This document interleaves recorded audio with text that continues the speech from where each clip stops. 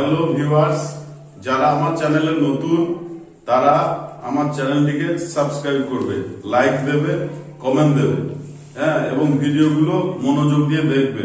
নিশ্চয় তোমাদের দেখবে ভালো লাগবে।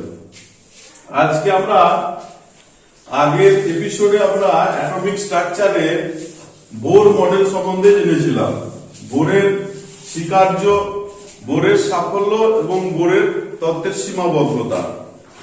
আজ আমরা বিজ্ঞানী সমারফিল্ডের মডিফিকেশনটা নিয়ে একটু দেখব। দেখো, বোরের তত্ত্বটা এক ইলেকট্রন বিশিষ্ট সিস্টেমের ক্ষেত্রেই প্রযোজ্য ছিল। দুই বা ততোধিক ইলেকট্রন বিশিষ্ট সিস্টেমের ক্ষেত্রে বোর তত্ত্ব সীমাবদ্ধতা লক্ষ্য করা যায়। আবার স্ট্রং ইলেকট্রিক ফিল্ডে যখন রেখা বর্ণালীকে নিয়ে আসা হয় তখন দেখা যাচ্ছে যে প্রতিটি রেখা বর্ণালী অসংখ্য রেখায় বিশ্লিষ্ট হচ্ছে। তার কোনো ধারণা কিন্তু বোর তত্ত্ব দিতে পারেনি। ওই ত্রুটিকে দূর করে বিজ্ঞানী সমারফিল্ড 1915 খ্রিস্টাব্দে একটা তত্ত্ব প্রকাশ করলেন, যাকে সমারফিল্ডের মডিফিকেশন বলা হয়। উনি বললেন যে ইলেকট্রনগুলি কেবলমাত্র বৃত্তাকার কক্ষপথেই ঘুরতে পারে না, বৃত্তাকার কক্ষপথের সঙ্গে উপবৃত্তাকার কক্ষপথেও ইলেকট্রনগুলি পরিভ্রমণ করে। যখন বৃত্তাকার কক্ষপথে পরিভ্রমণ করে তখন কেন্দ্রটা একদম বৃত্তের মাঝে থাকে, এবং উপবৃত্তাকার কক্ষপথে যখন ভ্রমণ করে তখন যে কোনো নাভিতে, উপবৃত্তের যে কোনো নাভিতে কেন্দ্র অবস্থান করে। আর যে বৃত্তাকার কক্ষপথ, ওই বৃত্তাকার কক্ষপথটা উপবৃত্তাকার কক্ষপথের একটা নির্দিষ্ট স্টেপ মাত্র, হ্যাঁ। আর ও ক্ষেত্রে পরাক্ষ আর উপাক্ষটা কিন্তু সমান হয়। আর উপবৃত্তাকার কক্ষপথের ক্ষেত্রে পরাক্ষ আর উপাক্ষ কিন্তু সমান হয় না। এই তত্ত্ব থেকে বিজ্ঞানী সমারফিল্ড মানে একটা শক্তি স্তরে একাধিক উপশক্তি স্তর অর্থাৎ উপকক্ষের ধারণাটা প্রবর্তন করেন, যেটাই হচ্ছে সমারফিল্ডের মডিফিকেশন। হ্যাঁ, এখান থেকে আমরা তাহলে যেমন কক্ষপথ পেলাম K L M N O P করে, তেমনি একটা কক্ষপথে ইলেকট্রনের শক্তির তফাতের জন্য, মানে উপবৃত্তাকার কক্ষপথের জন্য আমার উপকক্ষের ধারণাটা এখান থেকে এলো।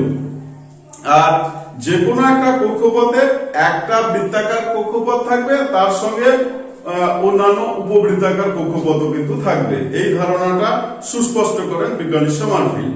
একেই সমারফিল্ডের মডিফিকেশন বলা হয়। এবার দেখো, আমরা যে বিষয়টাতে যাব সেটা হচ্ছে বর্ণালী। হ্যাঁ, কোন একটা শক্তি উৎস থেকে হোক বা কোন তড়িৎচুম্বকীয় তরঙ্গ যখন একটা স্পেকট্রোস্কোপের প্রিজমের মধ্য দিয়ে যায়, তখন সেই প্রিজমের মধ্য দিয়ে যাবার সময় বিভিন্ন শক্তি স্তরে ভেঙে যায় বর্ণালী, মানে, এবং তাকে যখন আমরা পটিতে ফেলাই তাকে বলা হয় বর্ণালী। এই বর্ণালী আমাদের দু রকমের আছে, এক হচ্ছে নিঃসরণ বর্ণালী আর এক হচ্ছে শোষণ বর্ণালী। নিঃসরণ বর্ণালীটা আবার দু রকমের আছে, হ্যাঁ। একটা হচ্ছে নিরবিচ্ছিন্ন বর্ণালী আর একটা বিচ্ছিন্ন বর্ণালী। নিরবিচ্ছিন্ন বর্ণালী কি রকম না, দেখো, যখন প্রিজমের মধ্য দিয়ে যখন আলো যায়, প্রিজমের মধ্য দিয়ে যখন আমার আলোটা যায়, তখন এই আলোটা 7টা বর্ণে ভাঙছে, 7টা বর্ণে ভাঙছে, এবং এখানে যে পতিটা আমরা পাই সেই পতিতে বর্ণের যে ভিপজিওর বর্ণটা পরপর, ভিপজিওর আমাদের বেনিয়া সহকলা, সেটা পরপর কিন্তু একটা নির্দিষ্ট দূরত্ব পর্যন্ত থাকে এবং তাদের মধ্যে কোনো ছেদ থাকে না। হ্যাঁ, সেই জন্য এই বর্ণালীকে বলা হয় নিরবিচ্ছিন্ন বর্ণালী। আর দেখো, বিচ্ছিন্ন বর্ণালী কি না, বিচ্ছিন্ন বর্ণালী নির্দিষ্ট রেখা সৃষ্টি হয় এবং সেই রেখা সৃষ্টি হয় এখানে, এবং রেখার মাঝে মাঝে কালো স্পট সৃষ্টি হয়, নিয়ে প্রত্যেকটা রেখা আলাদা আলাদা ভাবে আমরা রেখা বর্ণালী হিসেবে দেখতে পাই। এই জন্য একে বলা হয় বিচ্ছিন্ন বর্ণালী। পরমাণু গঠনে যে বর্ণালীটা পাওয়া যায় সেটা হচ্ছে বিচ্ছিন্ন বর্ণালী। আর একটা আছে শোষণ বর্ণালী। যখন কোনো তরল বা গ্যাসের মধ্য দিয়ে যখন শক্তি উৎসটা যায়, আলো যায়, তখন তার কিছু অংশ ওখানে শোষিত হয়ে যায়, নিয়ে আমরা যখন তার বর্ণালী পাই, যে বর্ণটা শোষিত হয় সেই বর্ণটার কালো স্পট আছে, আমরা দেখতে পাই না। তার ফলে যে আমরা বর্ণালীটা পাই তাকে বলা হয় শোষণ বর্ণালী। এবার আমরা আলোচনা করব হাইড্রোজেনের রেখা বর্ণালী নিয়ে। হাইড্রোজেনের রেখা বর্ণালীতে দেখো যখন হাইড্রোজেনকে তড়িৎমুক্ত নলে নেওয়া হলো এবং উচ্চ বিভব প্রভেদ প্রয়োগ করা হলো, প্রয়োগ করলে পরে হাইড্রোজেনের যে গ্রাউন্ড স্টেট ইলেকট্রনিক কনফিগারেশন, সেখান থেকে উত্তেজিত অবস্থায় ইলেকট্রন কিন্তু শক্তি শোষণ করে এবং শক্তি শোষণ করার ফলে এক মানে ইলেকট্রনটা K L M N O P এইসব বিভিন্ন কক্ষপথে কিন্তু শক্তি শোষণের উপরে ভিত্তি করে তার অবস্থানটা নির্ভর করে এবং এই কিছু পরিমাণ হাইড্রোজেন গ্যাসে কিন্তু অনেক হাইড্রোজেনের পরমাণু আছে। তাহলে এক একটা হাইড্রোজেন পরমাণু এক এক শক্তি স্তরে অবস্থান করে, তাদের যে ইলেকট্রন গুলো এক একটা কক্ষপথে অবস্থান করার জন্য আমরা অসংখ্য রেখা বর্ণালী পাই। এবং এই রেখা বর্ণালী বিশ্লেষণ করতে গিয়ে সর্বপ্রথম যে বর্ণালীটা আবিষ্কৃত হয়েছিল সেটা হচ্ছে বামার সিরিজ। বিজ্ঞানী বামার মোটামুটি 1885 খ্রিস্টাব্দে মানে চারটি H alpha, H beta, H gamma আর এইচ ডেল্টা চারটি বর্ণালী কিন্তু উনি দেখিয়েছিলেন দৃশ্যমান দৃষ্টিগোচর অঞ্চলে। আলোর আমরা জানি তিনটে অঞ্চল আছে, একটা হচ্ছে তোমার ইউভি রিজিয়ন, একটা হচ্ছে ভিজিবল রিজিয়ন বা দৃশ্যমান, আর একটা হচ্ছে আইআর বা ইনফ্রারেড। এই তিনটের মধ্যে বামার সিরিজটা বর্তমান হচ্ছে তোমার ভিজিবল রিজনে, এই জন্য এটা সর্বপ্রথম আবিষ্কার হয়েছিল। তার পরবর্তীকালে পাঁচটা বিজ্ঞানী তোমার ইউভি এবং আইআর এ আরো পাঁচটি সিরিজের অবতারণা করেছিলেন এবং এই প্রতিটি সিরিজ রেখা বর্ণালী একটা তোমার সমীকরণকে মেনে চলে, সেটাকে বলা হয় রিডবার্গের সমীকরণ। সেখানে তরঙ্গ সংখ্যার সঙ্গে এটা নির্ভরশীল হয়। এবার আমরা বিভিন্ন যে ছটা রেখা পেলাম, এই ছটা রেখা রিডবার্গের সমীকরণে বসিয়ে আমরা কি রকম ভাবে পাই দেখো। রিডবার্গের সমীকরণটা হচ্ছে নিউ বার সমান 1 বাই ল্যামডা সমান r ইনটু 1 বাই n1 এর স্কয়ার মাইনাস 1 বাই n2 এর স্কয়ার। এইটা হচ্ছে সমীকরণ। এখানে দেখো নিউ বার তরঙ্গ সংখ্যা, ল্যামডা হচ্ছে তরঙ্গ দৈর্ঘ্য, এই rটা হচ্ছে রিডবার্গের ধ্রুবক। বিজ্ঞানী রিডবার্গের নাম অনুসারে এর নাম হচ্ছে রিডবার্গের ধ্রুবক। এর মান হচ্ছে 10, 9, 6, 7, 8 সেন্টিমিটার ইনভার্স। এবার এই এক একটা সিরিজের ক্ষেত্রে প্রথমেই দেখো তাহলে যেটা ইউভি তে অবস্থান করছে সেটা হচ্ছে আমাদের প্রথমেই হচ্ছে লাইম্যান সিরিজ। এই লাইম্যান সিরিজে দেখো, লাইম্যান সিরিজে আমরা মানটা বার করব। নিউ বার বা 1 বাই ল্যামডা সমান কি হবে না r ইনটু এখানে 1 বাই n1 এর জায়গায় হবে 1 আর n2 এর জায়গায় হবে কিন্তু 2। নরমালি যেটা লাইম্যান সিরিজের ফার্স্ট লাইন, এটা কিন্তু ফার্স্ট লাইনে হবে, হ্যাঁ প্রথম যেটা, বা এইচ আলফা লাইনও বলা হয় লাইম্যান সিরিজে। যদি লাইম্যান সিরিজের সেকেন্ড লাইন হয় তাহলে কেবলমাত্র n1 একই থাকবে কিন্তু n2 টা হবে 3। লাইম্যান ফার্স্ট লাইনে n1 হবে 1 হবে, n2 হবে 2, 3, 4 এটসেট্রা হতে পারে। তাহলে লাইম্যানের n1 এর মান যদি 1 হয়, n2 এর মান যদি 2 হয় তাকে বলা হয় লাইম্যান ফার্স্ট লাইন। যদি n1 এর মান 1 হয়, n2 এর মান যদি 3 হয় তাকে বলা হয় লাইম্যান সেকেন্ড লাইন। আর যদি n1 এর মান 1 হয়, n2 এর মান যদি 4 হয় তাকে বলা হয় লাইম্যান থার্ড লাইন। তারপরে 5 হলে ফোর্থ লাইন, এভাবে লাইন চলে যায়। এটা হচ্ছে লাইম্যান সিরিজের অঙ্ক। এবার লাইম্যান সিরিজের পরে যেটা আসছে আমাদের সেটা হচ্ছে বামার সিরিজ। বামার সিরিজে দেখো, বামার সিরিজে n1 সমান হবে তোমার 2 আর n2 সমান হবে 3, 4, 5, 6 এটসেট্রা। হ্যাঁ, তাহলে বামার ফার্স্ট লাইনে n1 এর জায়গায় আমরা কি বসাবো? 2 বসাবো। n2 জায়গায় কত বসাবো? 3 বসাবো। হলো? আর বামার যদি সেকেন্ড লাইন বলে তাহলে n1 এর জায়গায় 2 বসাবো, n2 এর জায়গায় বসাবো 4। বামার থার্ড লাইনে n1 হচ্ছে 2, n2 হচ্ছে 5। এইভাবে একটা বাড়তে বাড়তে বাড়তে বাড়তে আমাদের চলে যাবে। তারপরে লাইমেন সিরিজ গেল, বামার সিরিজ গেল। এবার হচ্ছে প্যাসেন্ট সিরিজে দেখো n1 হবে আমার 3 আর n2 সমান হবে 4, 5, 6, 7 এটসেট্রা।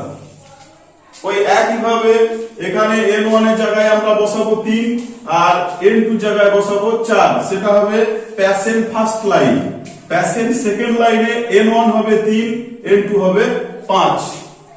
প্যাসেন্ট থার্ড লাইনে n1 হবে 3, n2 হবে 6। এইভাবে বাড়তে বাড়তে যাবে। আবার দেখো লাইমেন গেল, বামার গেল, প্যাসেন্ট গেল। এবার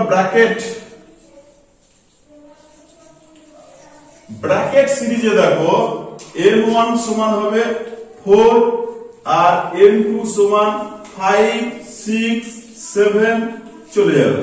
ওই একই ভাবে এখানে আমরা ফার্স্ট লাইনে 4 আর 5 নেব, সেকেন্ড লাইনে 4 আর 6 নেব, n1 এর জায়গায় 4, n2 এর জায়গায় 6। থার্ড লাইনে n1 এর জায়গায় 4 নেব, n2 এর জায়গায় আমরা 7 নেব। এই একই ক্রমে আমাদের চলে আসবে, মানে ব্র্যাকেটের first line, second line, third line এভাবে।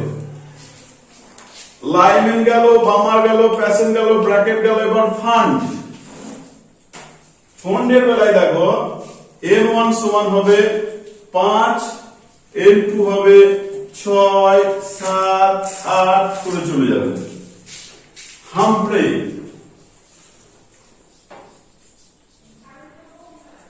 হামফ্রেস লাইনে দেখো n1 সমান হবে 6, n2 হবে 7, 8 এইভাবে চলে যাবে। তাহলে এই রিডবার্গের যে সমীকরণটা, সেই সমীকরণটা যে আমরা রেখা বর্ণালী গুলো পেলাম, সেই রেখা বর্ণালীর প্রত্যেকটা সিরিজ আমাদের এই সমীকরণটাকে মেনে চলে। ঠিক আছে। এবার দেখো আমাদের পরীক্ষাতে কিন্তু এখান থেকে অঙ্ক করতে দেয়। যেমন অনেক সময় বলে যে লাইমেনের সেকেন্ড লাইন যেটা আছে তার তরঙ্গ দৈর্ঘ্যটা নির্ণয় করো, সেটা নির্ণয় করতে দেয়। রিডবার্গ ধ্রুবকের মানটা বলে দেবে। তাহলে লাইমেনের যদি সেকেন্ড লাইন হয় তাহলে আমাদের সেক্ষেত্রে কি করতে হবে, এখানে রিডবার্গের ধ্রুবকটা বসাবো। নিউ বার সেখানে থাকছে না, যদি তরঙ্গ দৈর্ঘ্য বার করতে দেয় তাহলে নিউ বার থাকছে না, তরঙ্গ সংখ্যা বার করতে দিলে নিউ বার থাকবে।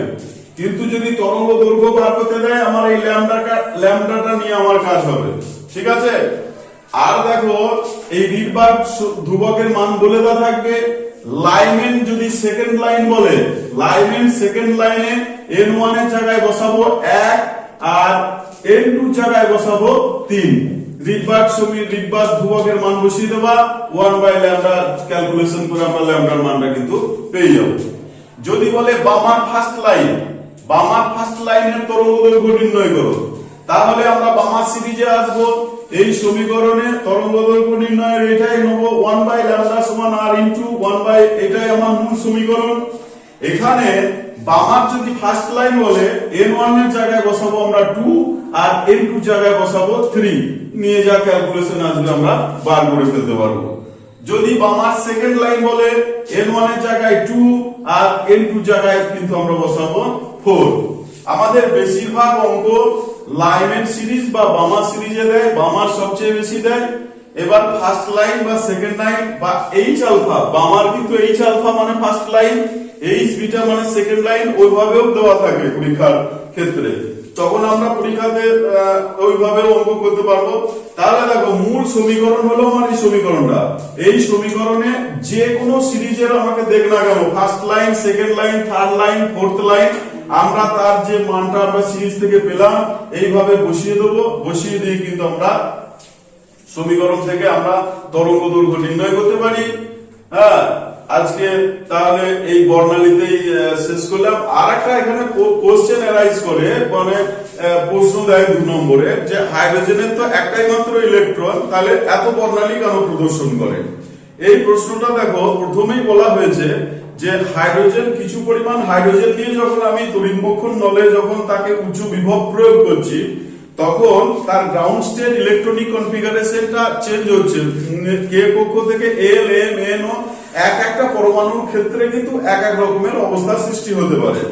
তাহলে যেহেতু কিছু পরিমাণ হাইড্রোজেন গ্যাসে অনেক হাইড্রোজেনের পরমাণু আছে, তাহলে ওই হাইড্রোজেনের যে পরমাণু এক একটা ইলেকট্রন এক এক কক্ষপথে অবস্থান করার জন্য এক এক রকমের বর্ণালী প্রদর্শন করে, এবং তার 7টি কক্ষপথ আছে। তার যে কোনো একটিতে সে যেমন শক্তি গ্রহণ করবে সেই রকম শক্তি গ্রহণ করে সেই রকম কক্ষপথে অবতীর্ণ হবে, এবং তার জন্য সে বিভিন্ন রকমের বর্ণালী প্রদর্শন করে।